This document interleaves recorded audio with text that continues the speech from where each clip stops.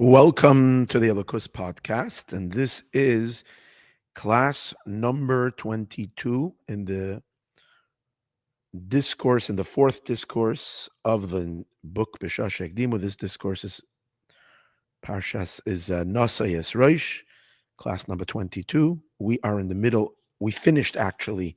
We're going to be starting class number 16. Chapter 16, and this is. I'm just going to finish up because we raced a little through the conclusion of chapter 15. So I want to touch that up.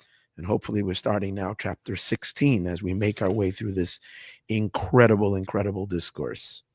So in the last class, he was based on the concept that the oros, the lights, are also not completely free from any tzior, any bit of an image, or any bit of a slant, if we might say, that the lights of the sphero do have. This is according to the Ari. The lights as well are distinguishable one from the other of the 10 spheros. It's not just the vessels, and that the origins of that originate in the Or Ein Sof itself. Being that the mother of the oros, the source of the oros, as it's sometimes referred to, the neshama of the oros. The lights themselves have a neshama to them. So it's almost like the neshama to the neshama, the soul of the soul. The oros, the lights of the spheros, are the soul of the spheros. The kalim are the body. The soul is the oros. The soul to the soul is the kav. But where does the kav originate? And the kav traces back to before the tzimtzum. And where does the kav come from? The kav comes from the Or Ein Sof. But we know that within the Or Ein Sof, we learned in the last few classes that the kav comes from the malchus of the Ein Sof. That means that we have to say that there are spheros in the Ein Sof. There are 10 spheros. That's why we say that the kav originates and pulls forth from the malchus of the Ein Sof. And as we learned even more specifically, the malchus of the malchus, because each of the 10 spherot have all 10 inside of them. So the malchus of the malchus, which is the tail, if you might say, of the Ein Sof, is where the kav comes from. But hold it, do we speak about Eser spheros, 10 spheros in the Ein Sof? And the explanation is yes, they're called the Eser spheros hagnuzos. They are the 10 hidden spheros that are already embedded and hidden in the Ein Sof. But does that mean that the Ein Sof in its full potential is only 10 spheros? So we explained no, that in the Or Ein Sof, in the light of the Ein Sof, there's two levels. There is the inner part of the Or Ein Sof, which is Or Legalois Atzmusai, where Hashem is revealing himself for himself. And over there is no spheros whatsoever. There is no angle yet. There's no angle at all to the light. The light is utterly free and completely pashut, completely simple. And therefore, there is no limits to it whatsoever that eventually has potential of 10. There's no potential of 10. It's completely beyond the range of spheres. That's the upper part of the Or Ein Sof.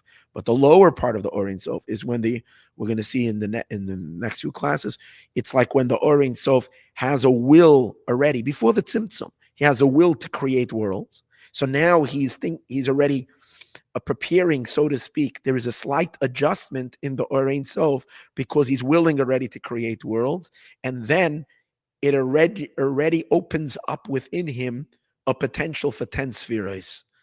So now you have already 10 angles in the Or Ein Sof, obviously on a level of beyond any description whatsoever, but it's already a step down, a major step down from the inner part of the Or Ein Sof, from the inner dimension of the Or Ein Sof. And this is the external set of the Or Ein Sof, which from the tippy end of that is where the kav emerges, which later goes into Adam Kadmon and the like. So this was the ideas that we're learning, which is Gewald. Just the fact that we're learning this is already Gewalding. It's meaning it's awesome. Now,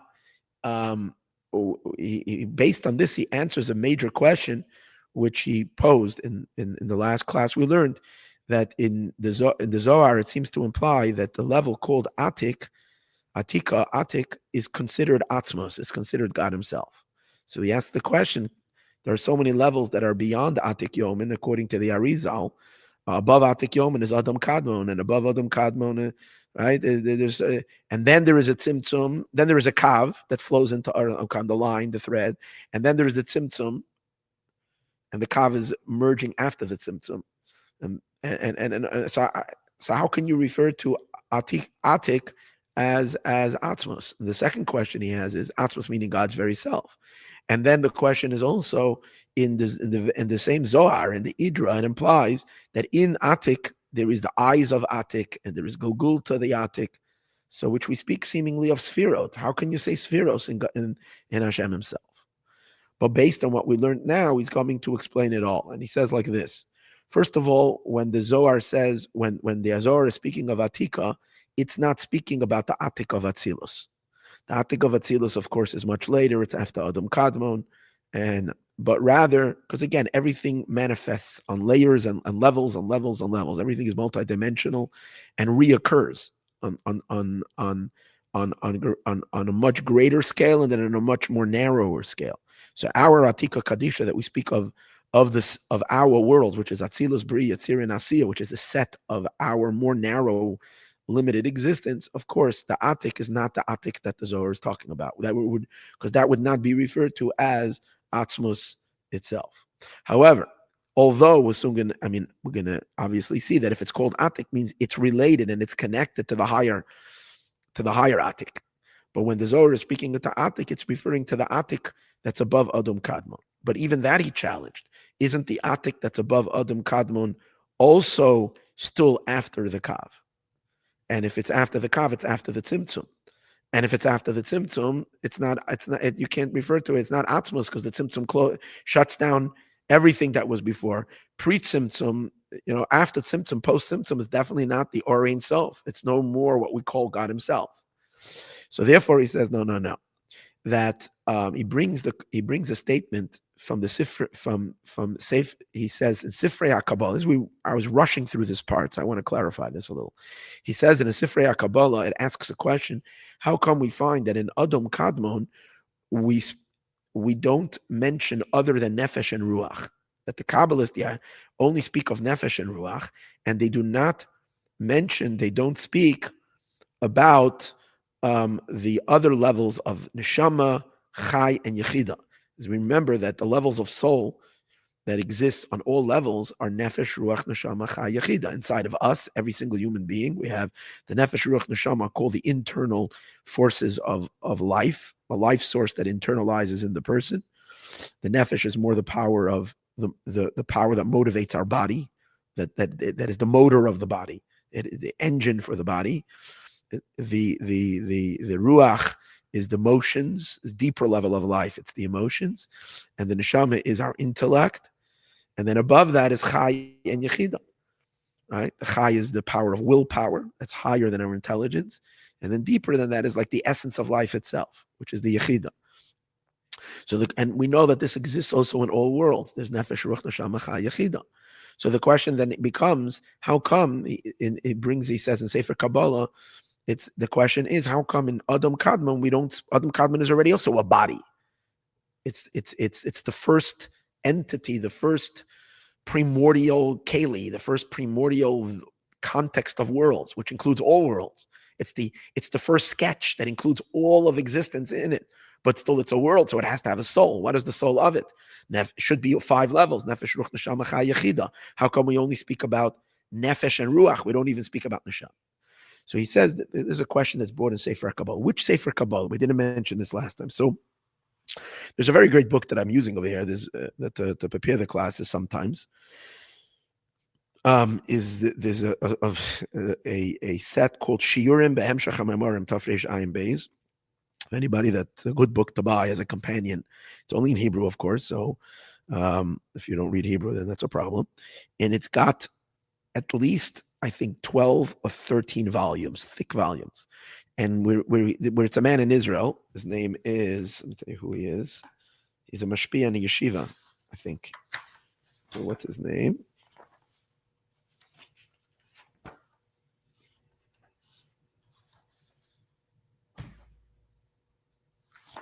Maybe he didn't even want to put his name. Because remember we said that the Rabbi even didn't want to put his name in the Sefer. So anyways, he's a mashpia. I don't even have his name here. Isn't that cool? Nameless rabbi. I think I once saw his name. Okay. In any case, he gave classes, and then from his classes that he gave over years, he compiled like 15 volumes on Ayin Bays that we are studying now, and maybe 12 volumes. I'm not sure. And he explains as he's giving these classes. So sometimes I use it as I'm preparing, especially if I find something difficult that I don't understand myself. I check up, see if he helps me. Sometimes he helps me, sometimes he doesn't. But what I really like about it is that whenever it says in the Maayor, and it says, look in this book, or Sefer Kabbalah, and so on and so forth, he not only tells you where to look, but he actually brings the quote. He quotes on the bottom of the page. He quotes the whole passage. And that when you read it, a lot of times, it clarifies it much more. So if you don't have, a lot of these books are very obscure. You don't know what, first of all, do those. I don't necessarily have those svarim. Sometimes you can find them online. It's amazing what's been printed online, but some of these things are so obscure you don't even find them online. Anyways, over here, he brings the name of the sefer that is referring to Shara Shemayim, to the Makubal Avram Kohen Irirua. Avram Kohen Irira. I don't know which. I think he might have been one of the students of the Ari. In any case, he brings this question. I want to read it inside. Nitzav ledargenu safek echad. He brings. There is one question. There is one doubt. For who? I mean, a question. Lama machamisha darges hanefesh. Why? From the 5 levels of the soul, shem nefesh ruach neshama chai yechida, which is nefesh ruach neshama chai yechida. Lo nitnu la'adam kadmon. How come to Adam kadmon is not given to it? Ki ashnayim nefesh ruach. How come only nefesh and ruach are in Adam kadmon, and we don't speak of higher? V'nera li lahashiv. He gives his own answer.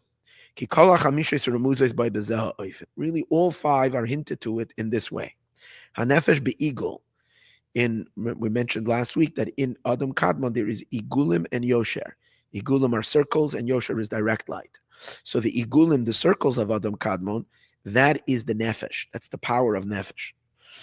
Again, let's not go into it right now because it's not important. Although in his book over here, the book that I was using, that I was telling you about, the Shiurim B'Sefer B'Hemshech HaMemorim, he does give a slight little explanation, but I don't want to go there because I don't want to, derail all this discussion I want to keep focused. But this piece that I'm reading to you is important.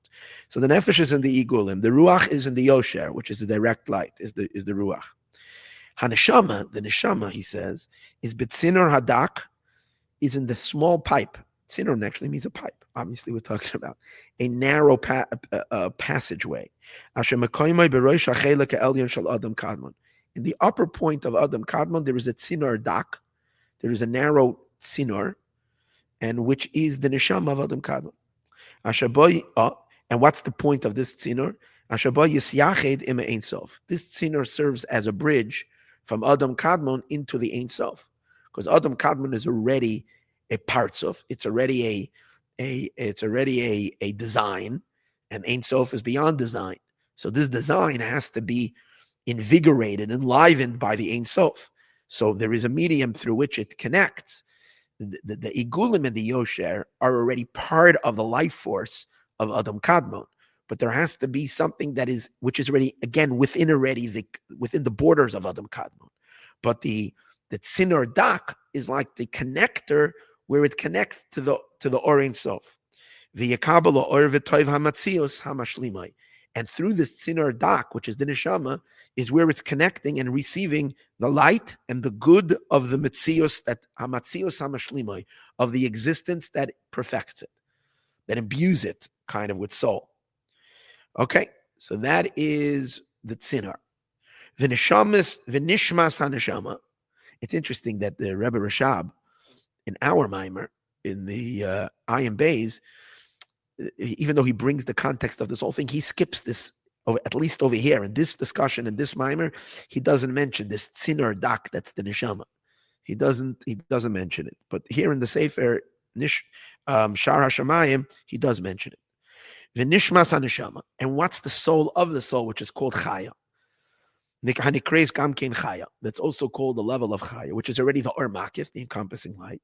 Remuza is hinted to in some way b'chut ein sof, with the chut, which means he's now attributing the chaya of Adam Kadmon as the kav of the Ein Sof that's still higher than Adam Kadmon, that comes down and it produces the first igulim of Adam Kadmon. It starts to circle and creates Adam Kadmon as its first project, if you might say, as its first design. It's the power of the Ein Sof emerging after the Tzimtzum through the thread that produces the first image.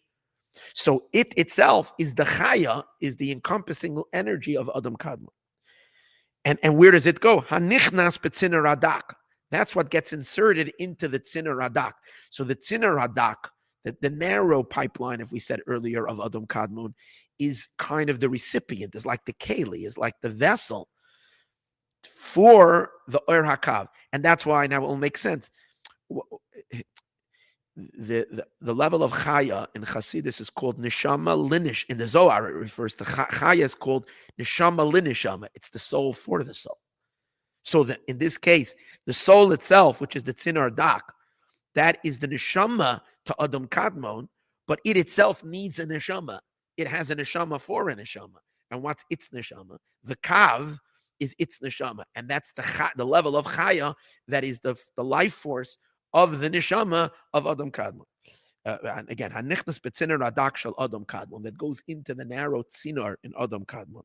V'hamashpia, and that's what is mashpia v'noisen lo ha'atzmus ha'koyach v'ha'pu'ula, and gives it its essence of power and pu'ula and effect, which means it draws the Or Ein Sof into it. V'hu, and it, this kav, which is the chaya of Adam Kadmon, is not only the chaya of Adam Kadmon, he says, it's the chaya, it's the life force of all the partzufim and everything that's going to emerge after Adam Kadmon, because it is the kav is the electricity line, so to speak. It's the power emanating from it's the how would you call it from I need my ask my electrician student. It is the main power line. It's not only the chayos and the neshama for Adam Kadmon, amnam gamkein, but rather it is also el kol netzalim. It's the neshama. It's the backbone of soul for all the netzalim, all the emanations, the kol ha'olamos and all the worlds, which include olam ha'ein sof, the abiyah, the world of Ein Sof, which Adam Kadmon, by the way, is called an Olam Ein Sof. It's still an Ein Sof world. The Abiyah, and then Atzilus Bri Yetzir and Asiya. It's the surrounding energy and force, the main power line, where all, and from it is like everything is plugged into this main power line. Okay? Hamakashram v'hamachabram, it bonds everything together and attaches everything together. B'neihem imoy, with him, the imsi basai, and with his cause. So what's the cause of the kav? The cause of the kav is the Or Ein Sof that's above the kav, which he's soon going to identify as Yechida, as we're going to see soon. But Masha Yitztak boy, and that's why it's called Sham Nishmas Kol HaNeshamis. It's the soul of all souls. Be'etzem V'Rishoino Nishmas HaNeshama Adam Kadmon. And its first project, it's the neshama of what? Of Adam Kadmon. But not only for Adam Kadmon, for everything else as well. But its first manifestation to enliven something directly is that it gives life to the neshama of Adam Kadmon. And what's the neshama of Adam Kadmon? That's the tzinar dak. That's the narrow pipe that's on the top of Adam Kadmon. Asher hi b'tzinar hadak, like we said earlier, which is the tzinar hadak. Okay. So till now he mentioned, so now we discovered already what the chai of Adam Kadmon. Now, all of this is post-Tzimtzum, because the Kav emerges after the Tzimtzum. It's the first revelation of the Ein Sof after the Tzimtzum. What's the Yechida? So the Yechida now, he's going to pull it back to before the Tzimtzum. Because where is the Kav plugged in? The Kav is being plugged in from the Or Ein Sof, that's before the Tzimtzum. And this is what he says now. And the tip of the Kav, Hamisnase, that is elevated, V'hu achdusai, and this is Hashem himself, his unified existence. Asher al yoda yisyached ima echad hapashut ve'ein sof baruch hu.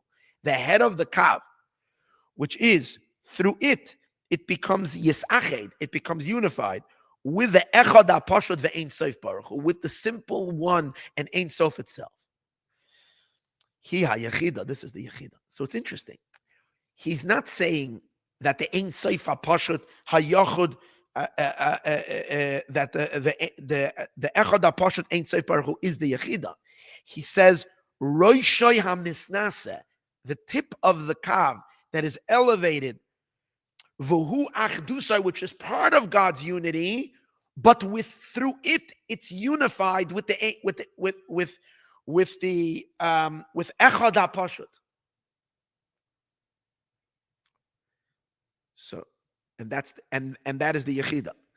So the Rebbe Rashab identifies this level. On the one hand, it's part of achdusai, it's part of Hashem's unity, but on the other hand, al yadai, through it, it's misached. It unifies with echad hapashut. So that's, according to the Rebbe Rashab, this level, this is the lower part of the Ein Sof, which we discussed earlier, the level where there is Or Ein Sof, the light for the sake of being, where Hashem is already within the Ein Sof himself, wanting to emanate towards something. And that's the Esses Spheres Hagnuzos that we spoke earlier, the 10 Spheres Hagnuzos. That's the Yechida. Asher ein boy shinui umuspar. It doesn't have change, doesn't have any number. V'loy sheni shave umuchan chitzmem, and nothing outside of it. And he goes on to explain. Ayin sham, look over there. So what do we have over here? Over there, it's only one. Although there's 10 spheres, but the 10 spheres are gnuzais, they're completely hidden. And there's only a oneness over there. And that's the Yechida. So what we just found is that the Yechida of Adam Kadmon, and consequently of all worlds, is the Esses Spheres Hagnuzes, the Or Ein Sof before the Tzimtzum. And that level, Yechida is really also referred to in many places as Atika. Yechida is associated with Atik. So when the Zohar says that there is a level called Atik, and the Zohar attributes Atik to be part of Atzmos, now we can say it's been talking about not the Atik levels after the Tzimtzum, but the Atika before the Tzimtzum. And what is that? That's the Esses Spheres Hagnuzos, that's part of the Ein Sof. And on that we can say it's Atzmos because it's completely unified with Atzmos Mamish, with God himself. Because the Or Ein Sof is Or Ein Sof. It's not separated from there. It's before the Tzimtzum. It's all him. It's only him. There's nothing else over there. There's not even projections of him. It's just him and his light. And his light that's still included inside of him. The light going outside of him is after the Tzimtzum, into a black hole, seemingly outside of him. But here it's still inside of him. It's all him. It's all Atzmos. And yet, he questioned before, how can the Zohar say that there is over there a Golgulta, there is eyes, there is a skull, there is spheres? Yeah, because Esses Spheres Hagnuzos, because the 10 spheres that are hidden. So now this is how this all comes together. But if we're going to follow the Shita of the Ramak, Ramosha Kerdavero, which says the Esses Spheres is already the source of the Kalim and so on and so forth, and it's not the Or that's meyuchad with the Ein Sof, then we're really going to have a challenge. Then we're really going to have a problem with the Zohar. Then what does the Zohar mean? That Atika is Atzmos and it has spheres. But according to the Arizal, we can understand it. So the Arizal does, the Arizal kind of justifies the Zohar, according to the Arizal. And according to Chassidus, that explains the Arizal. So you're really, now you're getting to see how the clarity comes forth. There is Rav Shimon Bar Yochai, there is the Zohar. Then there is the Ari that gives the ultimate revelation of what the Zohar is saying, and then comes Chassidus, which is the neshama of the neshama that explains it all in ways that even laymen, simple people, can study and understand. And this is awesome. Okay, based on all of this, we will now continue into chapter 16. No. I think we have to do if there is a kitzer, let me take a look. Let me open up the other book. Kitzer, let's first do the kitzer.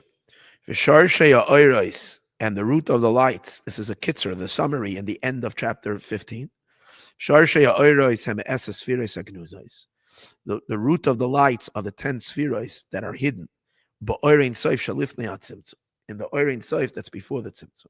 Shehein Shoresh HaGvul, which we refer to that already as the source of Gvul, of limitation. Because, why? Because there's already an angle here. Remember, once Hashem wants to, even in his desire, once he wants to emanate worlds, then there's a certain adjustment happening in the Oirein Sof, in the most hidden way, but there is an adjustment. For Oirein Sof Atzmai, but the Oirein Sof itself, which is Hashem is shining for himself, in himself, for himself, but not a light towards anybody. It's just he being expressed. Hua Oir HaBligvul. That's the Oir HaBligvul. That's the source of infinite light. We're soon going to see later that's the source of the Soviv Kalam, the encompassing lights, as opposed to the Or Pnimi, the internal light, which is rooted in this, we're discussing in the Esespheres Agnuzais, which is the root. So in the Oirein Sof, that's before the Tzimtzum, there is a source for the Or Makif, for the encompassing lights, what we call in Zoharic terms, we refer to it as Soviv Kalalman, encompassing lights. And the source for the Or Pnimi is the Esespheres Agnuzais, which is already the slightest angle where Hashem is already adjusting within himself a light, because he's wanting to, the fact that he's desiring a world is already bringing a limitation in his light. The spheres agnuzais and the 10 spheres that are hidden, zeu b'chenes atik the Adam Kadmon. This is considered the atik, the ancient one of Adam Kadmon. And that's why it's considered still to be part of the essence of Hashem himself. And nevertheless, Shayach Sham, we can speak over there, B'chinas Gulgulta, we can speak about the skull, Ein and eyes, Umoicha and brain, which refer to the Sfirot, because in the hidden way, these Spheros are already emerging or are there in potential in the Oirein Sof, Chulu, and etc. Tezayin. I'm just going to begin chapter 16, the first line. Because he just said, because it's very important, although we're going to obviously explore this in the next class, but there's a very important idea.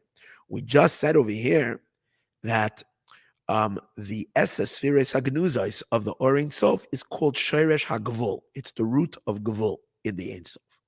So he wants to make sure that we understand that this is not to mean that this is the Shoresh of the Kalim. It's not therefore the Koyach HaGvul of the Ein Sof. The real Koyach HaGvul of the Ein Sof that we discussed earlier in earlier chapters, chapter 8, 9, and 10, we were talking about the Reshimu and the Koyach, which is the source of the Kalim, which is the Koyach HaGvul, the power of limitation that is within the Oirein Sof. That's the Koyach HaGvul. Over here, we're talking about the source of the lights, which lights in essence are believable, are infinite. However, when we say it's the shoresh of Gvul, we mean relative to the Oirein Sof before it's a shoresh for the lights. When it's pure Oirein Sof, relative to that, it's called shoresh HaGvul, but it's not really shoresh HaGvul. Now, the entire next chapter, I thought we mentioned many times, there's a lot of parentheses, a lot of parenthetical thoughts in the book. Here, the entire chapter 16 is one parenthesis, which means the Rebbe Rashab did not feel that this is the main point. You can skip over this, but this will clarify, and therefore we're not skipping. We learned every parenthesis, and we're going to continue as well. Let's Hashem help us. We shouldn't have to skip even one word. In Imash and his Bar Le'el, and this that we learned earlier, the Shoirish Umakara Kav, that the root and the source of the Kav, which is the Esespheres Agnuzais, who lagabe atzmos Oirein Sof, compared to the essence of the Oirein Sof. Remember, there is the revelation of the Ein Sof, of the Oirein Sof, and there is the essence of the Oirein Sof. So the essence of the Or, not Atzmos himself. Let's understand. There is the essence of God himself. Then there is the Oirein Sof. In the Oirein Sof, we're differentiating between the Oirein Sof for himself. That's called the essence of the Oirein Sof. And there is the Giloi and the Hispashtos. There is the revelation and the expansion of the Oirein Sof. That's the nether part of the Oirein Sof. And that ultimately will lead into the Kav, That's the 10 spheres agnuzais. So we're saying that the shoyrish umakar kav, the root of the kav, who lagabe atzmus orein soif, is compared to the essence of the orein soif, shoyrish umakar b'chenas hagvol. We refer to it as the root and the source of gvol. It's the source of the gvol.